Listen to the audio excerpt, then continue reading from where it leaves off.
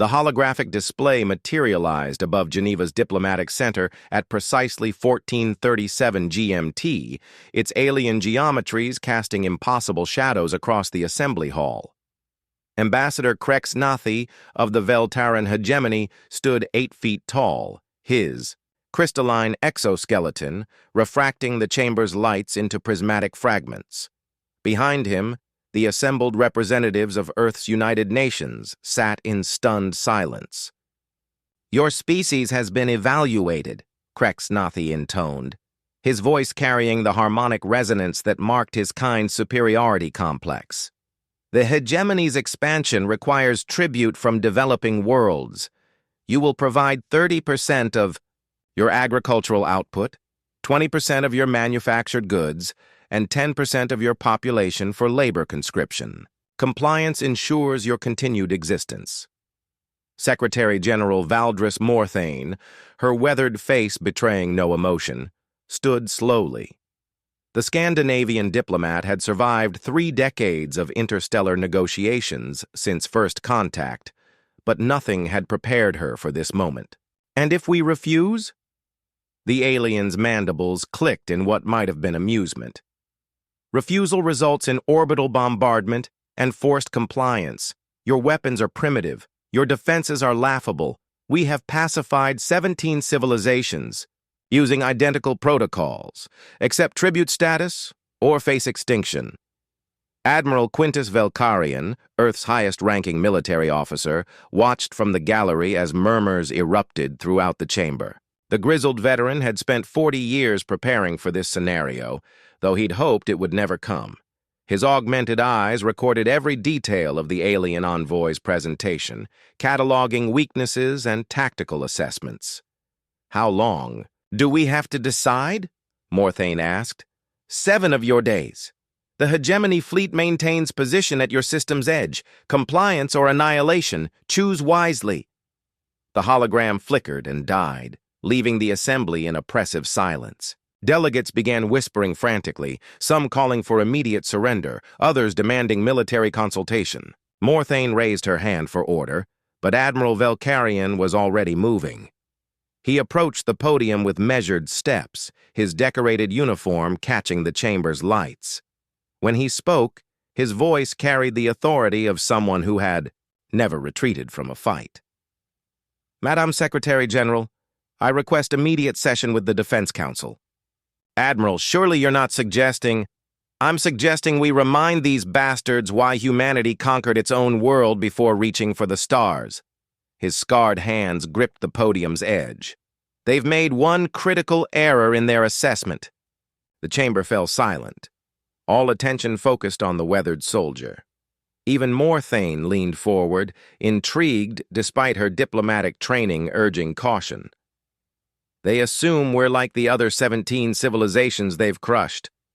They assume we'll calculate the odds, weigh our options, and choose the path of least resistance." Velkarian's smile was predatory. "They don't understand that humans have never been reasonable when cornered." He activated his personal communicator, broadcasting, on military channels across the globe. "This is Admiral Velkarian to all fleet commanders. Execute Protocol Ragnarok. Authorization code. Humanity endures 77 Alpha." Within minutes, responses crackled through the chamber's speakers as Earth's hidden armadas acknowledged the order. The Veltaran hegemony had indeed evaluated humanity's visible capabilities. They had not accounted for what humans built in the darkness between stars, preparing for the day when diplomacy would fail and only fire would answer. The tribute demand would receive humanity's reply soon enough, delivered at the speed of light, by weapons the aliens never knew existed. Captain Zeris Drakmor stood on the bridge of the UES Sovereign's Edge, humanity's first true battlecruiser, as klaxons echoed through the vessel's corridors. Around him, the bridge crew executed Protocol Ragnarok with practiced efficiency, their months of drills finally put to lethal purpose. Through the reinforced viewports, the hidden shipyard of Titan Base sprawled across the moon's frozen surface, its construction bays disgorging vessels that officially didn't exist.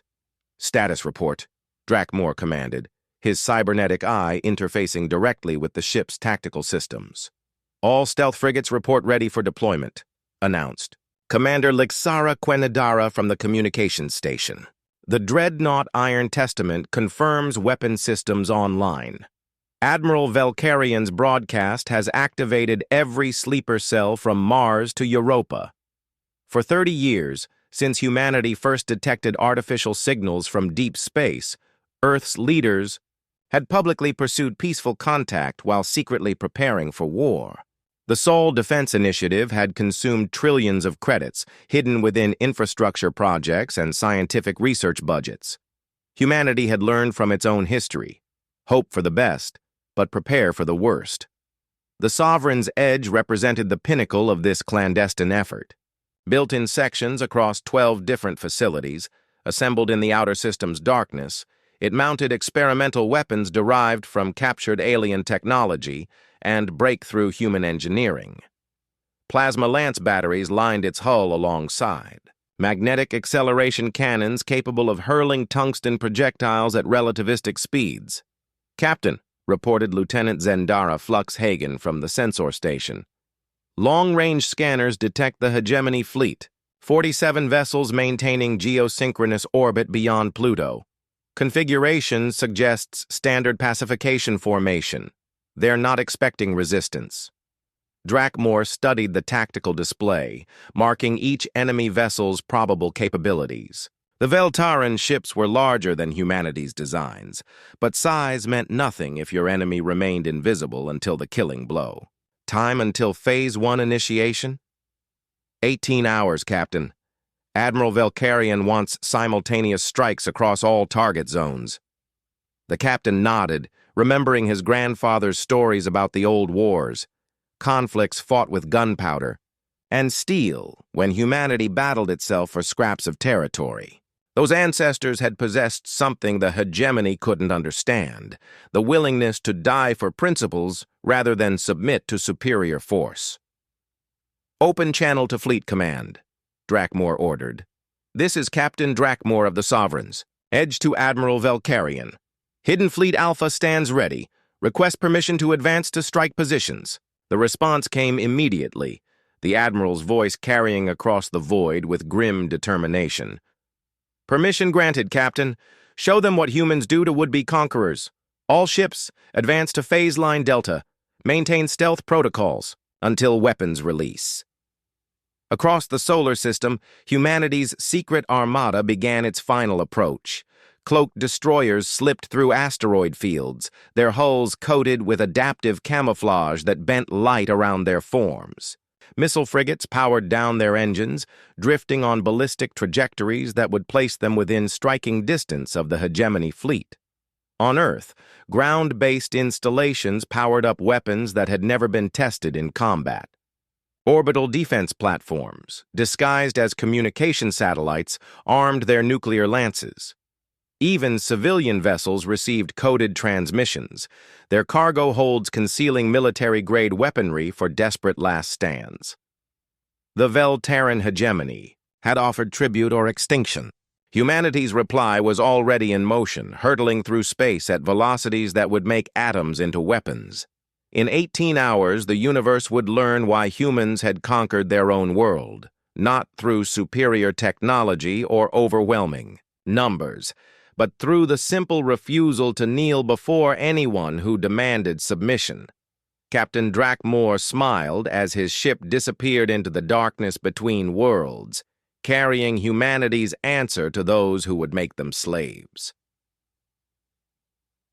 The first shots of humanity's reply came from weapons the Veltaran hegemony never saw coming. At 06:15 GMT, 17 hours ahead of schedule, Lieutenant Commander Nix Andra Voltmanis initiated what would become known as the Kuiper Strike. Aboard the stealth destroyer Silent Retribution, positioned within the scattered ice and rock of the outer system's debris field, Voltmanis watched her tactical display with predatory focus. The hegemony fleet had maintained their arrogant formation, confident that primitive humans posed no threat to their superior technology. "Targeting solutions locked," reported Weapons Officer Kethran Mordaxis. All plasma torpedo tubes loaded. With Mark 7 warheads, estimated time to target 43 seconds. Voltmanis studied the enemy formation one final time. The Veltaran command ship, easily identifiable by its excessive size and ornate hull modifications, dominated the center of their fleet. Standard doctrine would target it first, but humans had learned to think beyond standard doctrine. Negative. On the command ship, she decided. Target their supply vessels and escort frigates. Let their commanders watch helplessly as we cut their legs out from under them. The silent retribution shuddered as magnetic launchers hurled death across the void. 16 plasma torpedoes streaked toward the hegemony fleet, their stealth coating rendering them invisible until the final seconds before impact. The weapons had been designed using captured alien technology, reverse-engineered and improved with human innovation. Across the outer system, 37 other stealth vessels opened fire simultaneously. The carefully coordinated strike targeted logistics ships, sensor platforms, and escort vessels, anything that kept the main fleet operational. Within minutes, brilliant explosions bloomed like deadly flowers against the cosmic darkness. Admiral Krexnathi's voice erupted across hegemony, communication channels, his harmonic tones sharp with disbelief. "Report! How are these primitives attacking us?" "Multiple contacts, Admiral," came the panicked response from the sensor stations. "Stealth vessels throughout the system. Our escorts are—" The transmission cut to static as another torpedo found its mark. The hegemony supply convoy, caught completely off guard, disintegrated under concentrated human fire. Precious resources scattered into space. Fuel, ammunition, repair components that would have sustained a prolonged occupation. On Earth, Secretary General Morthane stood in the Emergency Command Center, watching real-time feeds from hidden observation posts. The alien fleet's perfect formation had devolved into chaos as ships scattered in all directions, seeking enemies they couldn't detect. Phase 1. Successful, reported Admiral Velkarian from his command post aboard the orbital fortress. Iron Resolve. Enemy logistics capability reduced by 70%, commencing Phase 2. The second wave struck from an entirely different direction. Ground-based accelerator cannons, built into mountainsides and ocean floors, fired tungsten penetrators at significant fractions of light speed. The projectiles crossed interplanetary distances in minutes, striking hegemony vessels with kinetic energy that turned armor plating into superheated plasma. But the Veltaran fleet was far from helpless. Their main battlecruisers began returning, fire with energy weapons that could glass continents. Brilliant lances of coherent energy reached across space toward Earth's defensive installations, only to strike empty air as holographic projectors disguised the real positions of human weapons. "Sir," called Lieutenant Darrellin Nex Harden from the communications station, "we're receiving surrender requests from 3 hegemony escort vessels. They're requesting asylum." Voltmanis considered the tactical implications. Accepting surrenders would provide intelligence about enemy capabilities, but it would also reveal human positions to hostile forces. The decision reflected humanity's fundamental character. Even in war, they maintained principles that separated civilization from mere survival. "Grant asylum to vessels transmitting surrender codes," she ordered. "But keep weapons locked on, them until they're secured. Trust, but verify." The first phase of humanity's reply had succeeded beyond expectations. The Veltaran hegemony's overwhelming technological advantage meant nothing when their enemies refused to fight conventionally. Earth's children had learned warfare in the crucible of their own world's conflicts, understanding that victory belonged not to the strongest, but to those willing to sacrifice everything for freedom. As the battle continued to rage across the solar system, one truth became clear. Tribute had never been an option, and humanity's answer would echo through the galaxy. Captain Zaris Drakmore's fingers danced across the tactical display aboard the Sovereign's Edge as humanity's hidden dreadnoughts finally revealed themselves.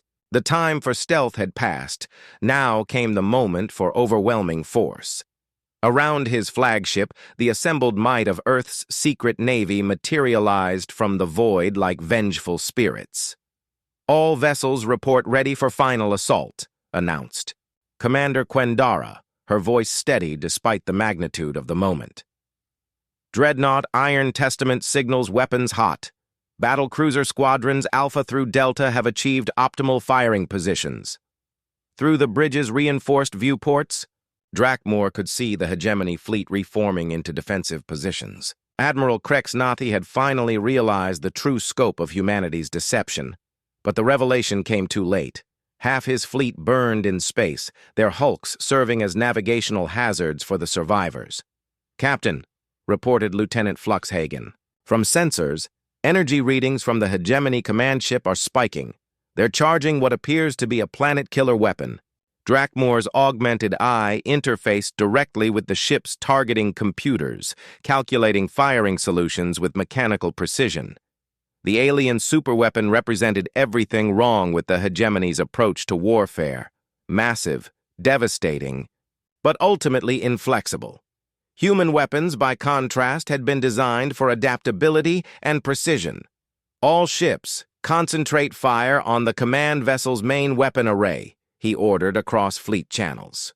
"We're not letting them glass Earth out of petty revenge." The response came as a thunderous chorus of acknowledgments from across humanity's assembled fleet. Ships that had been constructed in secret, armed with weapons that shouldn't exist, crewed by personnel who had trained for this moment their entire careers.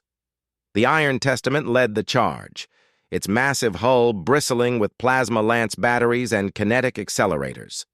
The space between fleets erupted in brilliant displays of directed energy and high-velocity projectiles. Hegemony ships returned fire with weapons designed to pacify entire civilizations, but their target selection algorithms couldn't adapt to humanity's unconventional tactics. Human vessels moved in patterns that seemed suicidal, accepting damage. "To deliver killing blows, direct hit on their primary weapon," shouted Lieutenant Mordaxis from Weapons Control. "The command ship superweapon is offline." But Admiral Krexnathi was far from defeated. His remaining vessels formed a defensive sphere around the command ship, their combined fire creating a deadly barrier of energy that few human ships could penetrate. The alien commander's voice echoed across open channels, his harmonic tones now carrying the full weight of hegemony authority. "Primitive creatures, you delay the inevitable. Surrender now, and we will grant you swift extinction rather than centuries of enslavement." Drakmor's response came not in words, but in actions. The Sovereign's edge accelerated directly toward the enemy formation, its experimental armor absorbing punishment that would have vaporized conventional vessels. Behind him, every human ship followed suit, abandoning defensive formations for a direct assault that spoke to humanity's core nature. "Sir," called Commander Quendara, "we're receiving tactical updates from Admiral Velkarian. Earth's orbital platforms are moving to support our attack. ETA 4 minutes." The final pieces of humanity's strategy fell into place. What the hegemony had dismissed as defensive installations revealed their true purpose: mobile weapons platforms capable of interplanetary deployment.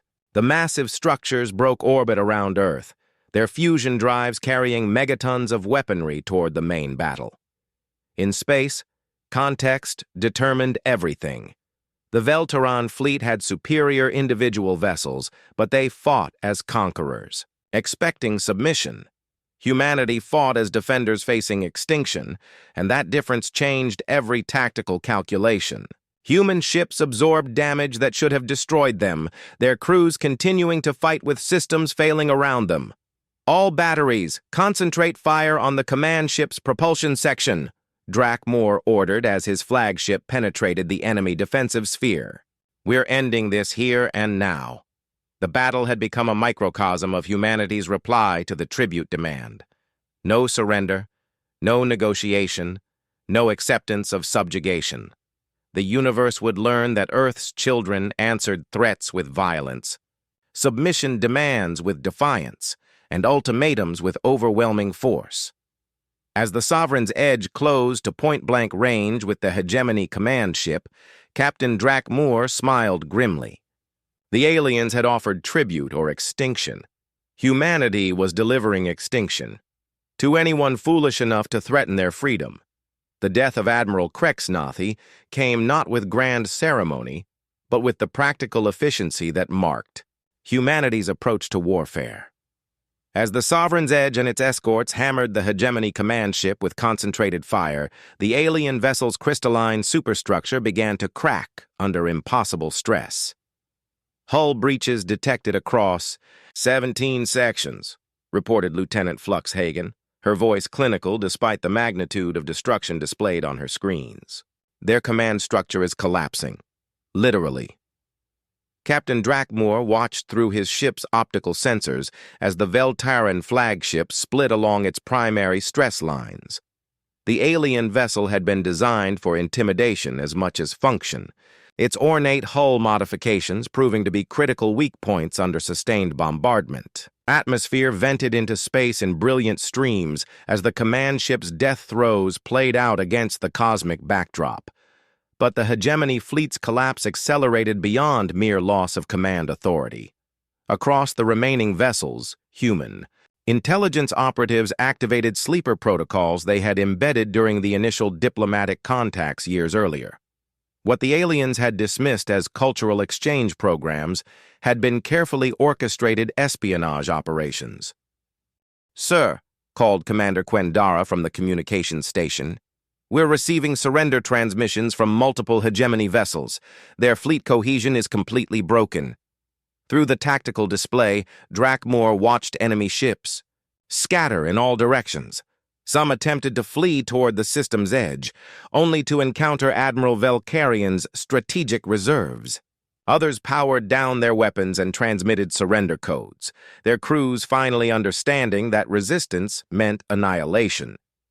The largest group, however, chose a different path entirely. 17 Hegemony vessels formed into a tight formation and began broadcasting on frequencies that made human communication equipment shriek with harmonic interference. The transmissions weren't directed at Earth's forces. They were calling for reinforcements from beyond the solar system. "Captain," reported Weapons Officer Mordaxis, "long-range sensors detect multiple hyperspace signatures at the system's edge. Analysis suggests incoming Hegemony reinforcements. Estimate 40 to 60 vessels." Drac Moore's augmented eye processed the tactical implications with cold efficiency. The immediate battle was won, but the war had just begun. The Veltaran Hegemony represented a galactic empire that had conquered 17 civilizations. Earth had bloodied their nose, but the real test would come when they returned with overwhelming force. "Signal Admiral Velkarian," he ordered. "Request immediate conference with Earth Command. We need to discuss Phase 3. Phase 3 had been the option nobody wanted to consider, the contingency plan for total war against a galactic empire. It meant abandoning any pretense of defensive action and taking the fight directly to enemy territory. Humanity's reply to the tribute demand would extend far beyond Earth's solar system. On the planet below, Secretary General Morthane stood in the Emergency Command Center, watching real-time reports from across the system. The immediate threat had been neutralized, but intelligence reports painted a sobering picture of what lay ahead. The Hegemony commanded resources that dwarfed Earth's industrial capacity by orders of magnitude. "Madam Secretary General," Admiral Velkarian's voice crackled through the communication array, "recommend immediate implementation of Exodus Protocol. We have perhaps 6 months before the Hegemony returns with sufficient force to crack Earth like an eggshell." Exodus Protocol represented humanity's ultimate answer to overwhelming odds. Not surrender, but expansion. Hidden colony ships, constructed in parallel with the secret fleet, would carry Earth's population to distant systems where the fight could continue. If the Hegemony wanted to destroy humanity, they would have to hunt them across the entire galaxy. "Admiral," Morthane replied. her voice carrying the weight of species survival. "You have authorization for full Exodus implementation, but I want one thing clear. We're not running away from this fight. We're expanding it." The decision marked humanity's transition from defending their home system to carrying war across interstellar distances. The Veltaran hegemony had demanded tribute from a species they considered primitive. They were about to learn why humanity had never remained primitive for long. As the surviving hegemony vessels fled toward reinforcements, they carried with them reports that would reshape galactic politics. Earth's children had answered the tribute demand with violence, and now that violence would follow their enemies home. The real war was just beginning. 3 years after the Battle of Sol, Admiral Zaris Drakmor stood on the bridge of the UES. Vindication, humanity's first purpose-built interstellar dreadnought, as his fleet emerged from hyperspace at the edge of the Veltara system. Around him, the assembled might of humanity's expeditionary force, 200 warships crewed by volunteers who had left Earth to carry the fight to their enemies' home worlds. Long-range sensors confirm multiple hegemony installations, reported Commander Lexara Quendara from her station. Orbital shipyards, defense platforms, and what appears to be their primary fleet anchorage. Intelligence estimates were accurate. This is their core industrial system. The journey to this moment had cost humanity dearly. Earth's evacuation had succeeded, but not without sacrifice. Billions had relocated to colony worlds scattered across dozens of systems, while millions more had volunteered for the expeditionary fleets. The war had transformed human civilization from a single-world species into a galactic diaspora united by shared purpose. Captain Nixandra Voltmanis reports the stealth reconnaissance complete, announced Lieutenant Commander Zendara Fluxhagen. Hegemony fleet strength at 60% of pre-war levels. They've been fighting insurgencies on 7 other worlds since we destroyed their tribute collection apparatus. Drakmor smiled grimly at the intelligence report. Humanity's example had inspired the other conquered civilizations to rebellion. The Veltaran hegemony, which had maintained order through overwhelming force for centuries, now faced coordinated resistance across their entire territory. Earth's reply to the tribute demand had become a galactic revolution. "Signal all vessels," he commanded. "Execute Operation Thunderstrike. Target priority, shipyards and industrial installations. We're not here to conquer. We're here to ensure they never threaten Earth's children again." The attack began with familiar efficiency. Stealth vessels emerged from hyperspace shadows to deliver surgical strikes against key installations. Unlike the desperate defense of Sul, this assault carried the calculated precision of a mature military force that had learned from its enemy's mistakes. Human weapons, continuously improved through 3 years of total war, tore through hegemony defenses with devastating effectiveness. The aliens' technological advantages had been systematically analyzed, countered, and surpassed through captured equipment and innovative engineering. What had begun as humanity's desperate gamble had evolved into overwhelming superiority. But Admiral Krexnathi's successor, a being called Supreme Commander Veltharon, had learned painful lessons from humanity's previous victories. The hegemony fleet didn't engage in direct combat. Instead, they transmitted a wide-spectrum communication that reached every human vessel simultaneously. "Creatures of Earth," Veltharon's harmonic voice carried undertones of exhausted defeat. "We acknowledge your superiority in warfare. The hegemony offers terms for cessation of hostilities." Drakmor's response came without hesitation, broadcast across all frequencies so every being in the system could hear humanity's final answer: unconditional surrender or complete destruction. Choose now. The silence that followed stretched across interstellar distances. Then, one by one, hegemony vessels began powering down their weapons and transmitting surrender codes. The Empire, that had conquered 17 civilizations through intimidation and superior force, had finally encountered an enemy that refused to be intimidated. Within hours, the surrender was complete. The Veltaran hegemony dissolved as its subject species, declared independence, many of them using weapons and tactics learned from human resistance fighters. The galaxy's balance of power had shifted permanently. Years later, when historians analyzed humanity's reply to the tribute demand, they identified the crucial moment not as any individual battle, but as the instant Secretary General Morthane had looked into alien eyes and seen only another bully. Humanity had spent centuries learning to deal with bullies through overwhelming force, unbreakable resolve, and the absolute refusal to submit to anyone who demanded subjugation. The universe had offered Earth's children a choice between tribute and extinction. Humanity had chosen a third option: expansion, evolution, and the transformation of themselves from a single-world species into the guardians of galactic freedom. Admiral Drakmor stood on his bridge, watching hegemony vessels depart under human escort toward distant worlds where former slaves would decide their captors' fate.